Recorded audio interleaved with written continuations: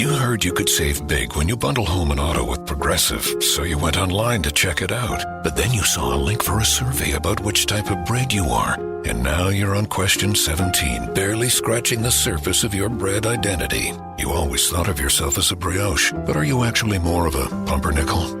Ah, yes. They said it was easy to save money bundling with Progressive, but they forgot about the rest of the internet. Progressive Casualty Insurance Company, affiliates, and other insurers. Bundle discount not available in all states or situations.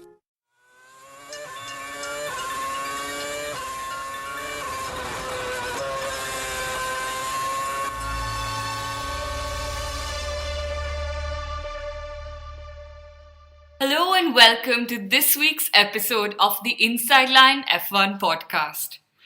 I'm sure, Kunal, most of our listeners are very intrigued by this title. And that's only why they've tuned in.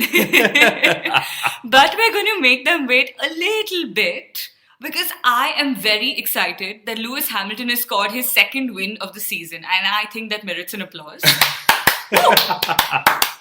And it's been a great week for all of us Formula One fans. We've had 2 back-to-back races. The first of many this season, but yay!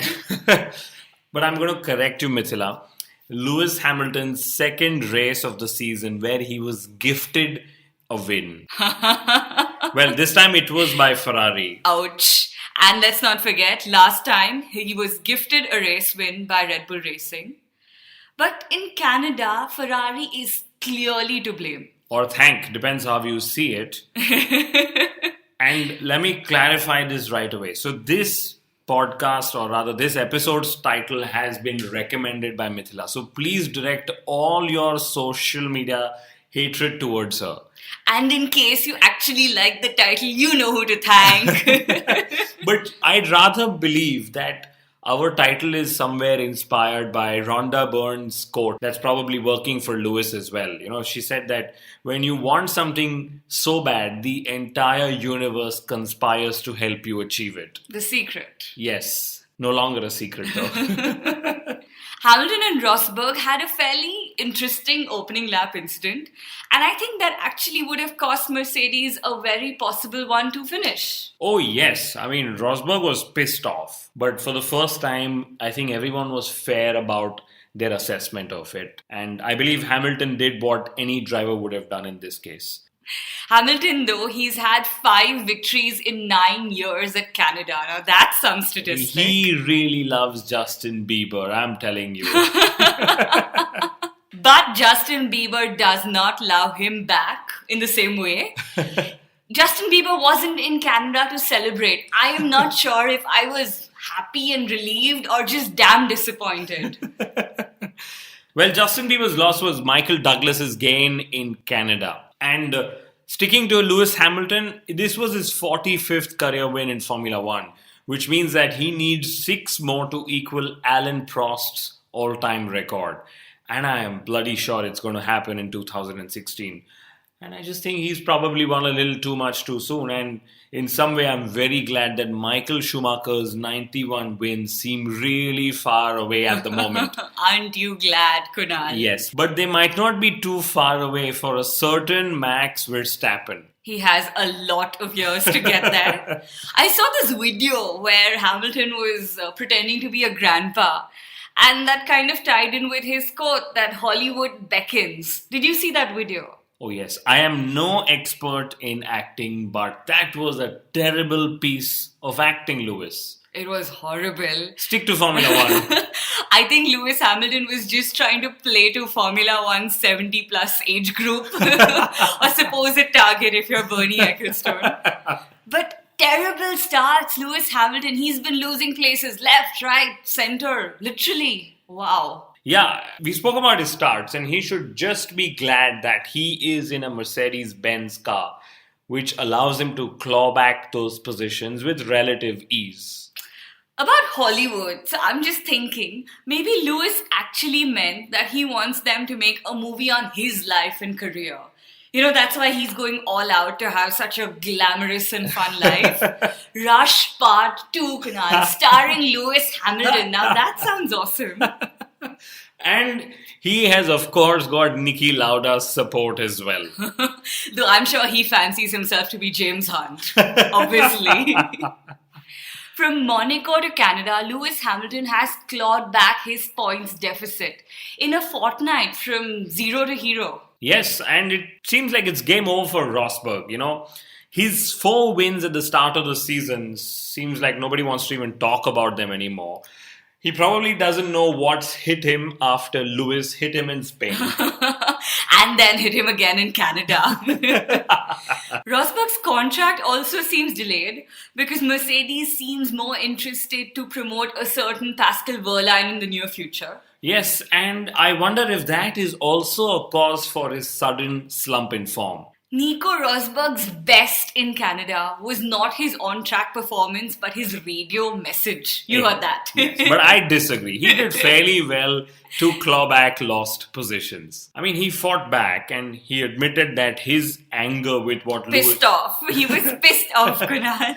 Okay, his being pissed off with Lewis on the opening lap saw him lose more positions than he should have, And as somebody who's followed Rosberg, he's had 3 bad races in a row, out of which in the last 2 races, he's lost position in the last or maybe the penultimate lap. I mean, he better catch this slump or else, trust me, it is game over. And let's remember, he's gone from a 43 points advantage to only 9. And that's pretty much the summary of his title challenge over the last fortnight.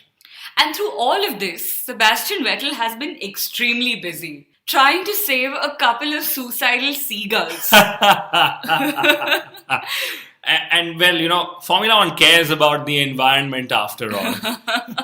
Lewis said he intentionally put him there. I found that hilarious. I loved their banter and we probably need more of this. But let's also admit, it was more Vettel than Hamilton. I mean, I can't imagine Lewis Hamilton being in such a good mood if he had finished second to Vettel. No chance. But Ferrari, their updates seem to have worked. Their start procedures are brilliant. But their strategy still isn't working. This is the second race they've lost in 2016 to Mercedes again. And the second race gifted to Lewis Hamilton by a rival team. And that is the second time you're reminding us of this in this episode, Kunal. Also the second time in succession that Pirelli's ultra soft tires behaved like they were the hard compound. I mean, an ultra soft tires doing some 50 odd laps is ridiculous. And this is also the second time I will remind you that Raikkonen has hit a slump in his form again. Which brings me to the question, when will Daniel Ricciardo move to Ferrari? Daniel Ricciardo needs to move to Ferrari now. He had a slow pit stop again. What is up with Red Bull Racing? There have also been rumours linking Sergio Perez to Ferrari. Again. And Force India have made their intentions very clear. If you want him, pay us. That's why he's called a paid driver. Even if Ferrari pays Force India, there is a very good chance that the Indian authorities will block access to Vijay Mallya's money. So we all know that Sauber is extremely cash-strapped. But despite all of this, their team principal, she's gone and said that she's pleased with Ericsson's consistency. Now, I find that extremely strange. He scored not a single point this season. And she's talking about consistency. Really? Hats off to Rio Haryanto, since we are talking of the minnows out here. He almost fasted through the Canadian Grand Prix, and that's what I would probably rate as consistency in religious beliefs. I think it helps that fasting sounds like a verb that's associated with fast. And I think that appealed to the Formula One driver in him. And that's actually much like Alonso has consistently believed that his third world championship will come in a McLaren with a Honda engine. Ha, ha, ha. So Alonso's "can I stop now" message, it had us in splits. I mean, we all know what he meant, and he and the team tried really clarifying this. He just wanted to go home early. Obviously. Alonso is Baku's brand ambassador. So we've spoken about that on the podcast before. I wonder if the organizers will pay him his fee if he's out of the points yet again, which is likely. Well, Alonso, he's not new to match fixing. Let's remember. That is cruel. Yes, I am being cruel. Cruel is that Fernando Alonso had a Red Bull Racing offer and he said no. Oh dear God. Well, to his credit, this was much before Red Bull Racing went on to their dominant winning ways. He could have been a 6 times world champion by now. Wow. And for 2016, Fernando Alonso believes that McLaren Honda can beat Williams and Force India. I loved Sniff Petrol's tweet. If I were Toyota, I would buy McLaren side pods for branding and put Honda in really big lettering out there. Before we forget, Valtteri Bottas' first podium of the season. Woohoo! Yes. Great job. I don't know if it's a great job. Well, honestly, congratulations, Valtteri Bottas. Yes, go collect all those podiums as you can because I am not sure how many more races for you in Formula One. Oops. I'm being cruel. I'm in a very cruel mode, apparently. Both our future world champions, or so we like to believe they are, Verstappen and Sainz, they had a super race in Canada. Kunal, who is your driver of the day? Max Verstappen or Carlos Sainz? Though I know you are bloody biased. Well, let me agree that yes, both of them had outstanding races. Verstappen finished ahead of Ricciardo. Carlos Sainz Jr., however, dared to crash into the wall of the champions. And he said that if there is one wall you wouldn't mind crashing into, it is the wall of the champions. Okay. I think he should just join us on the Inside Line Formula One podcast. But just for his wall of the champions crash, I would rate that he had a better weekend than Max Verstappen. I knew it. And Carlos Sainz, if you're listening, this is an open invitation to you to join us anytime on the Inside Line. Oh yes, absolutely. We worked with Red Bull before. Maybe that makes it easier for him. Max Verstappen said that it was the 10 hardest laps of his career when he had to defend from Rosberg. Verstappen has had a short but fantastic career in motorsport. This is precisely why, if I were Kimi Raikkonen or his coach, or Ferrari for that matter, I would sit down the Finn and show him how Verstappen exactly defended against Rosberg. Let's remember, Verstappen was in an underpowered Red Bull. And just a few laps before, Rosberg went chasing Verstappen, Raikkonen pretty much let Rosberg through, if my memory is correct. Verstappen finished ahead of teammate Ricciardo. One thing I would love to know is how Max Verstappen reacted to his team orders to let Ricciardo through. I was half expecting, this big blaring no to come through. We will never know. Yeah, I was a little disappointed. I really waited for that no.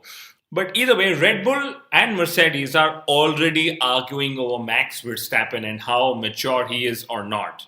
I just think this is Mercedes' way of probably just letting Verstappen know that they're interested in him all the time.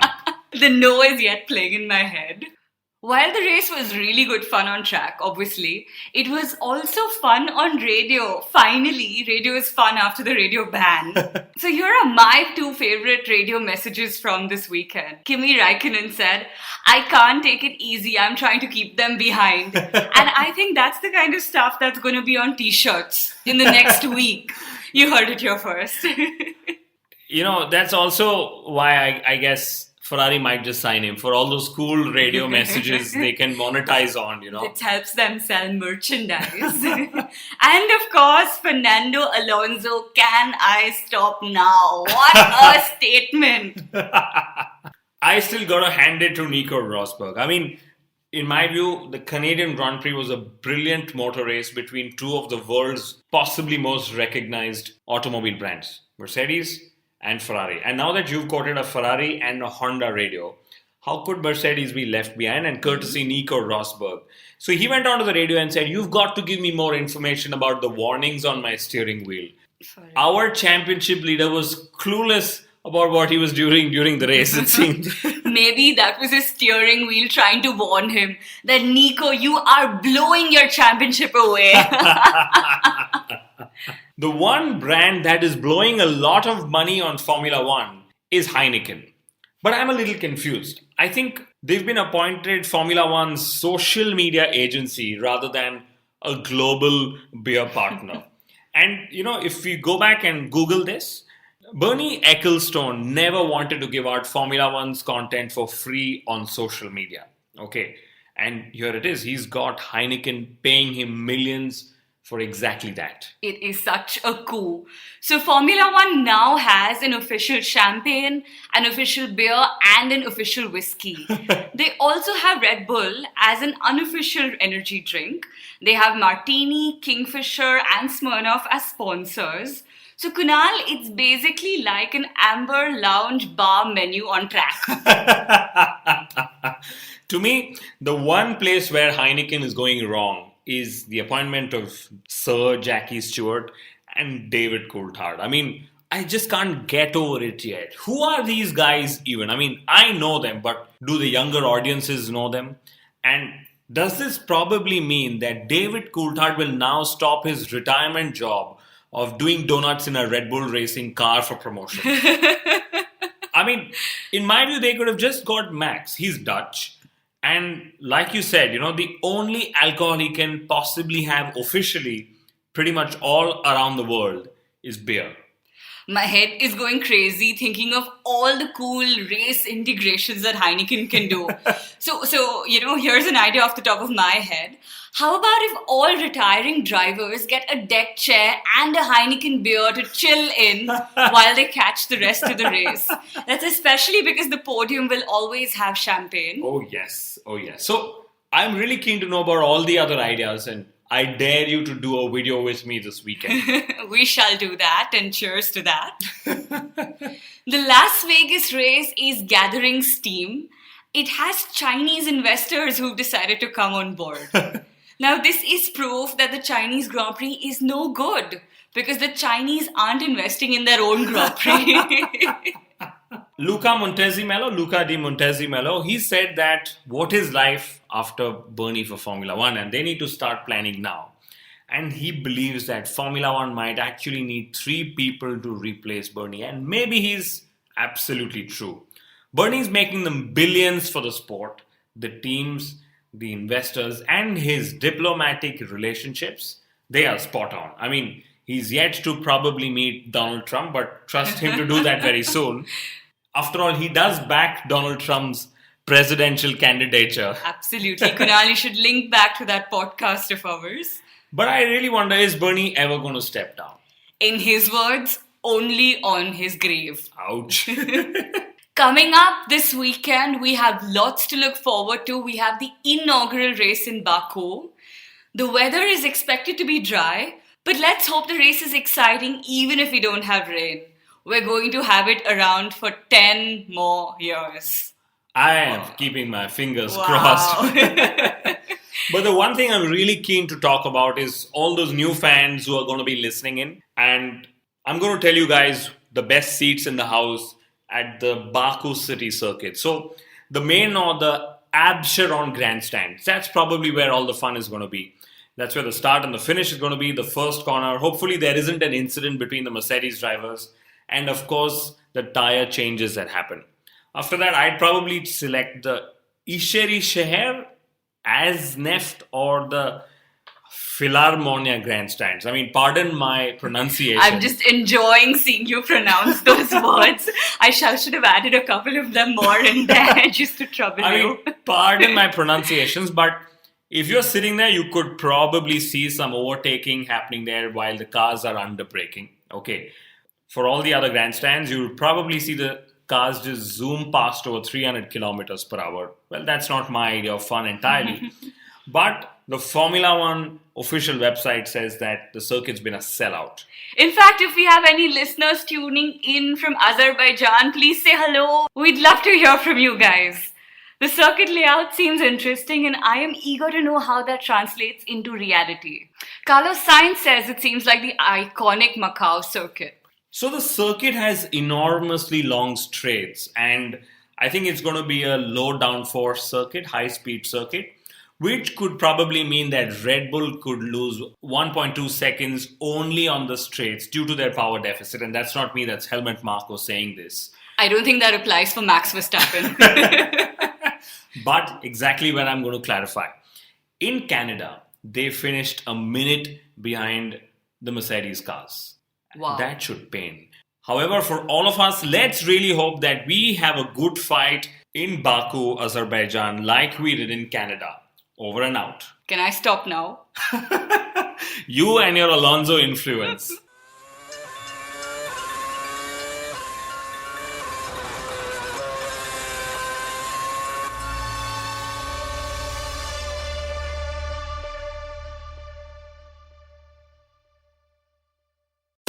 Pros bring something extra to every job. Now at the Home Depot, they also get something extra. Pro Extra, our free loyalty program built for pros just like you.